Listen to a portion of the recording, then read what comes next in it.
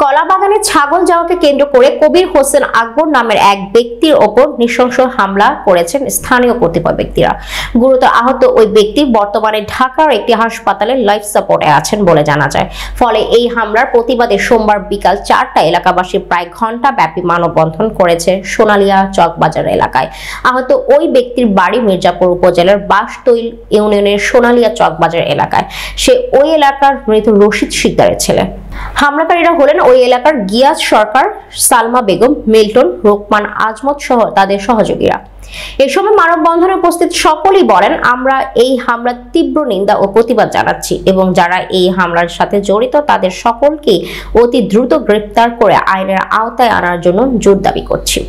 এছাড়া মানববন্ধনে উপস্থিত অনেকেই দাবি করেন তাদের নামে এর আগেও মামলা আছে, তাই তাদের গ্রেপ্তার করে ফাঁসি দিতে হবে। জানা যায় শুক্রবার জুমার নামাজ শেষে বাড়িতে ফিরছিলেন হামলার শিকার হওয়া ওই ব্যক্তি। পরে পাশের একটি কলা খেতে তার ছাগল গেলে তা নিয়ে হামলাকারীদের সাথে কথা কাটাকাটি হয়। কথা কাটাকাটির এক পর্যায়ে তার মাথায় হত্যার উদ্দেশ্যে কোদাল দিয়ে আঘাত করে একটি পা ভেঙে ফেলে। পরে স্থানীয়রা হাসপাতালে পাঠায়। বর্তমানে আহত ওই ব্যক্তি লাইফ সাপোর্টে আছে। পরে আহত ওই ব্যক্তির ছেলে নাইম ইসলাম বাদী হয়ে 5 জনকে আসামি করে মির্জাপুর থানায় একটি মামলা দায়ের করেন।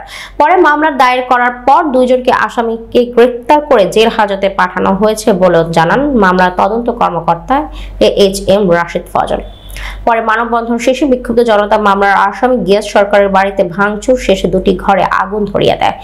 আগুন ধরার বিষয়টি মির্জাপুরের ফায়ার সার্ভিসকে খবর দিলে তারা দ্রুত এসে আগুন নিয়ন্ত্রণে আনে।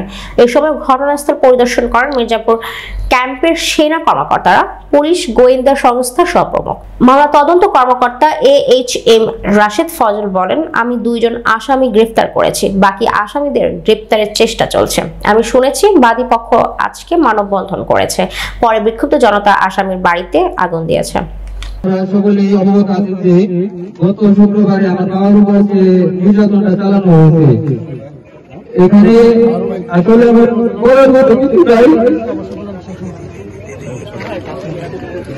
আজকে আমার বাবার সাথে কালকে আবার আপনারা সকলেই জানেন যে গিয়াস ভাই কাছে কেমন মানুষ আমার বাবাকে কেমন মানুষ আমার বুকটা ফেটে যায় যখন আমার বাবা চিৎকার করে বলে আমার শরীরে